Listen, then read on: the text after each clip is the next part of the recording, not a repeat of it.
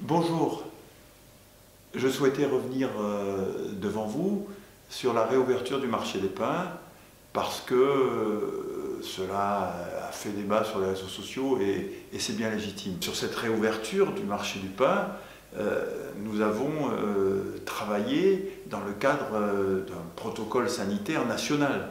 Donc le marché du pain que nous avons réouvert le dimanche 5 avril, il n'a rien à voir avec le marché traditionnel du pain. Rien à voir parce que le nombre de participants sur le marché est filtré. Rien à voir aussi parce que nous avons espacé les étals et il y a à peu près 2 fois moins d'étals que d'habitude. Rien à voir aussi parce qu'il y a un seul sens de circulation. Rien à voir parce que nous contrôlons les attestations de déplacement, parce que nous avons mobilisé pas moins de 8 personnes sur ce marché, à peu près 6 policiers municipaux et 2 personnes de notre service domaine public pour le faire fonctionner et faire respecter les justement fameux gestes barrières et tout ce qu'il y a dans le protocole sanitaire de l'État. Donc c'est sur la base de ce dispositif d'ailleurs que la dérogation que j'ai présentée pour la ville d'Agen à Madame la préfète de Lot-et-Garonne a été acceptée. Ensuite le constat. Le constat, moi je me permets de le faire des visu, personnellement. J'y étais au marché du pain et pour me mettre en situation, j'avais la liste de courses familiales.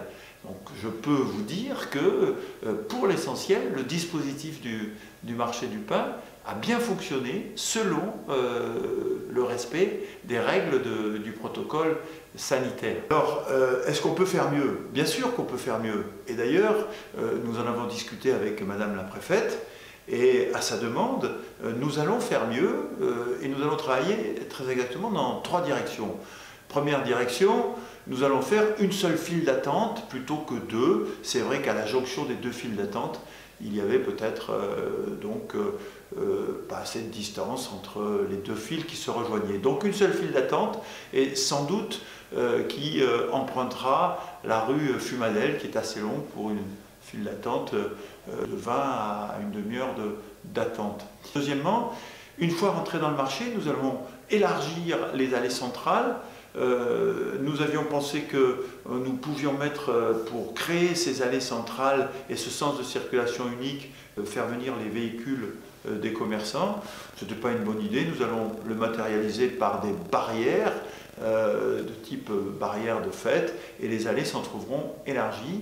Deuxième piste d'amélioration. Troisièmement, sur les étals eux-mêmes, eh bien, il faut que le service au client soit effectué plus rapidement. Nous allons exiger à chaque commerçant qu'il soit 2 par étal de manière à servir plus rapidement les clients et de manière à ce qu'il n'y ait pas de file d'attente trop longue à l'intérieur du marché à chaque étal. Alors en gros, les propositions d'amélioration que je vais proposer à Madame la préfète. Je crois qu'il faut faire maintenant preuve de bon sens et de bienveillance par rapport à nos producteurs. Nous faisons l'effort pour respecter le protocole sanitaire.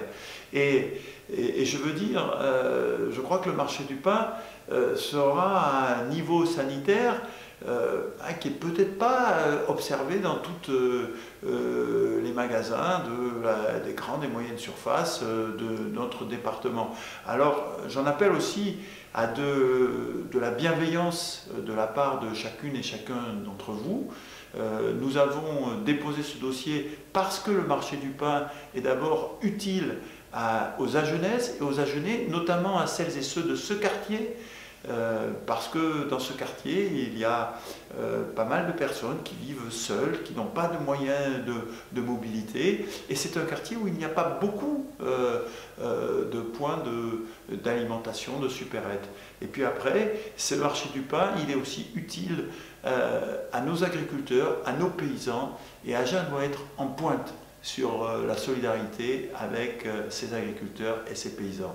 Merci de votre aide.